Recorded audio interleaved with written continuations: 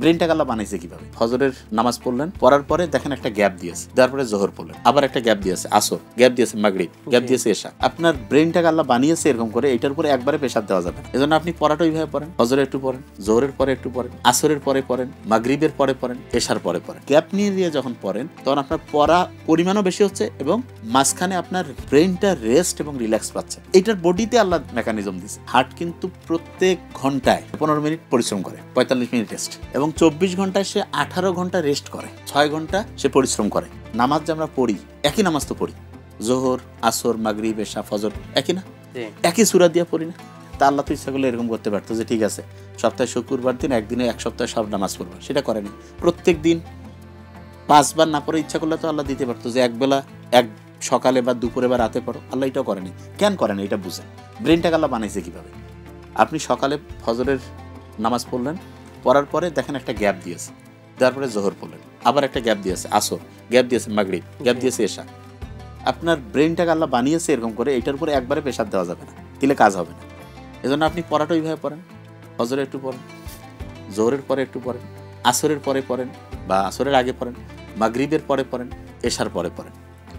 তারাবির নামাজ যখন আপনি পড়ান, আপনি খেয়াল করেন তো আল্লাহ চাইলে এইভাবে করতো না? কোরআন তেলাওয়াত তো 20 রাকাত, 8 রাকাত, 12, 16 যাই বলি, ইচ্ছা করলে তো এরকম করা যেত যে ঠিক আছে 2 রাকাতে 20 রাকাতের নামাজ পড়া যাইতো তো, কিন্তু নর্মালি কিন্তু আমরা পড়ি না। কেন পড়ি না?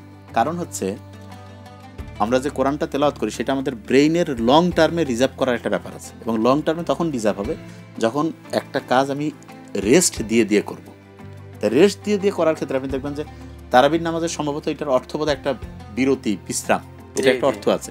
তার মানে আপনি যখন পড়বেন একটানা পড়ে কোনো লাভ হবে না, যেটা আমরা ভুল করি। আমার অনেক অভিভাবক আমাকে, স্টুডেন্ট আমাদেরকে চিঠি লেখে যে স্যার আপনি বলেন যে গ্যাপ দিয়ে দিয়ে পড়তে, যে 10 মিনিট পর, 15 মিনিট পর 5 মিনিট রেস্ট না, আবার 10-15 মিনিট পর আবার গ্যাপ নিয়ে।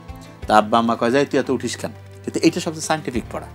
কারণ আপনি একটানা যদি 1 ঘন্টা পড়েন তাহলে আপনি 78-80 লাইনের পড়া আয়ত্তে আনতে পারবেন।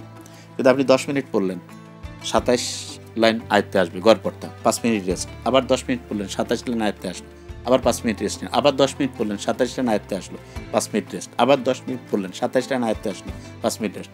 তাহলে আপনি 1 ঘন্টা যদি 4টা 10 মিনিটের সেশন করেন আর 4টা 5 মিনিটের গ্যাপ দেন, তাহলে 4টা 10 মিনিটের সেশনে কিন্তু আপনার 4-27-এ 108 লাইনের পড়া হলো।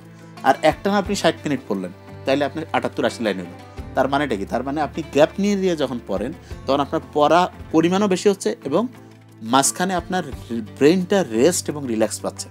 এইটার বডিতে আল্লাহ মেকানিজম দিছে। যেমন হার্ট যে আছে, আপনি দেখেন তো হার্ট প্রতি মুহূর্তে এরকম করতেছে না? করতেছে?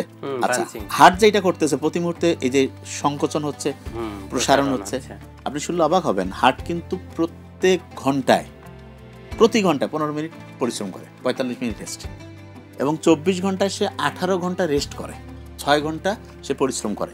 18 ঘন্টা রেস্ট, 6 ঘন্টা পরিশ্রম, এবং 6 ঘন্টায় সে প্রত্যেকদিন প্রায় 7000 লিটার রক্ত পাম্প করে এবং প্রত্যেকদিন 1 লাখ বার স্পন্দিত হয়। এটা শুধু হার্টের ক্ষেত্রে না। আপনি আমার সাথে নেন তো, আর নিতে পারছেন? যে এখন আমি নিতে থাকবো, পারবেন? এবার ছাড়েন, ছাড়তে পারতেছেন? ছাড়তে কি আরো পারবেন? পারবেন না। এটা থেকে কি বুঝতেছেন? যে আপনাকে লিমিটেশন আছে, মধ্যম পন্থা অবলম্বন করে। আপনি যখন নিবেন, আপনি চাইলেও আর নিতে পারবেন, আপনাকে এবার দিতে হবে। আবার আপনি কোনখান দিয়েই যাবেন তাও হবে না, আপনাকে আবার নিতে হবে। এই যে হার্টের যে সংকোচন প্রসারণ আর এই যে শ্বাস প্রশ্বাস যে আমি নিলাম এবং ছাড়লাম, এইটা থেকে বোঝা যাচ্ছে যে আমাকে একটানা করা যাবে না। একটা পরিশ্রম করলাম, একটু রেস্ট নিলাম, আবার একটু পরিশ্রম করলাম, রেস্ট নিলাম।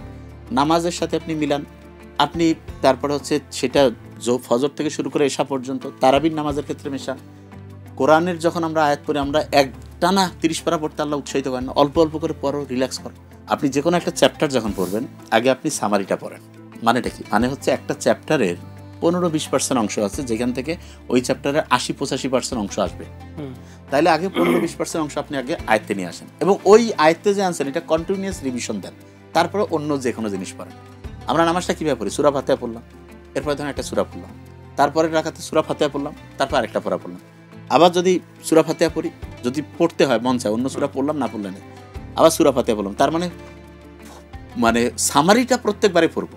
এরকম আপনি যে কোনো চ্যাপ্টার, যে কোনো সাবজেক্ট যখন পড়বেন, আগে আপনার সামারিটা হচ্ছে রেগুলার রিভিশন রাখবেন। এই জন্য বিজ্ঞানীরা বলে যে একটা স্টুডেন্ট অসাধারণ হবে যদি সে 70% টাইম রিভিশন দেয়।